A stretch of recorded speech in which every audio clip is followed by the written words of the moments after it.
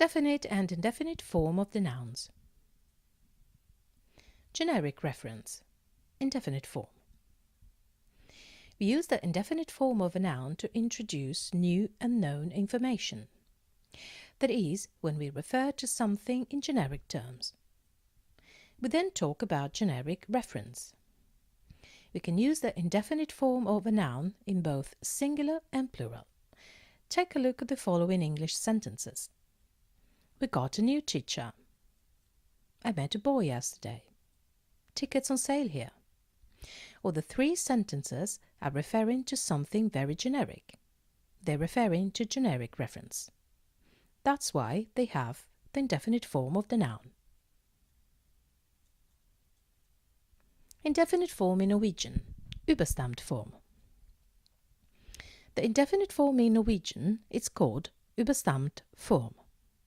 In the singular, it's made by using the article which identifies the gender in front of the noun. En gutt, a boy, ei jente, a girl, et barn, a child. In the plural, it's usually made by adding er as a suffix to the tail of the noun.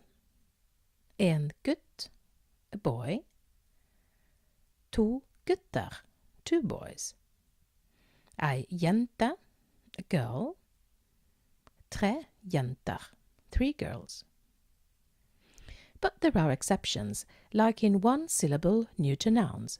Then we have et barn, a child, to barn, two children. In this case, we use the same form as in the singular indefinite.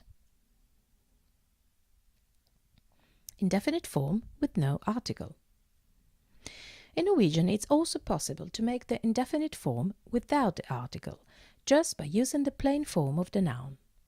This happens when we speak or write in very generic terms, or when we refer to profession titles, nationality, or religious titles.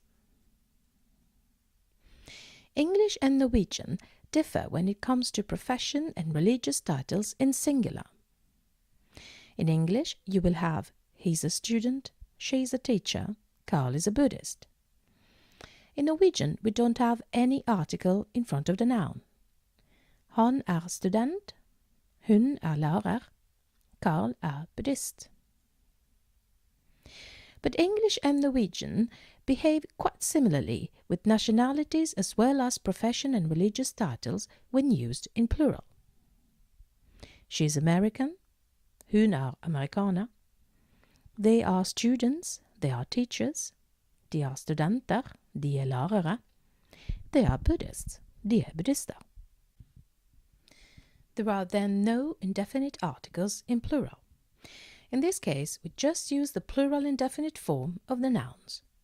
Boys, gutter. Girls, jenter. Students, studenter. Children, barn. Specific reference. Definite form. We use the definite form of the noun when we write or speak about known information, or when our interlocutors and readers can understand what we are referring to out of the situation context, common culture references, or because we are referring to a specific concept which is a unicum or a sole existing exemplar. That is, when we write or speak about something in specific terms. We then talk about specific reference. We can use the definite form both in singular and in plural. The boys I mentioned previously are Norwegian. Can you pass me the sword? The sword is on the table. I can see it. I'm talking about a known contest. The weather is awful today. The weather is a common known concept. I've been at the library. I'm now referring to the library everybody knows about. Definite form in Norwegian, Bestemt form. The definite form in Norwegian is called Bestemt form. In the singular, it's made by adding the article as a suffix at the end of the noun. En gutt, gutten, the boy. Then I take the indefinite article from the front of the noun and I put it to the tail of the noun. gutten. Et barn, barnet, the child. Pay attention to the pronunciation here. It's barne, not barnet. The T is silent at the end. For the feminine, however, the article changes into a for the definite form singular. Ei jente, jenta, the girl. The definite form plural is the same regardless of the gender of the noun and is made by adding the suffix ene at the end of the nouns. Gutten, the boy. Guttene, the boys. Jenta, the girl. Jentene, the girls. Äpple, the apple. Äpplene, the apples. Some exceptions may, however, occur, as in barne, the child, barna, the children. Note that this is not to be confused with the a used as suffix for the definite form in feminine singular. It's not the same as jenta. We can organize all the substantives forms in the following table.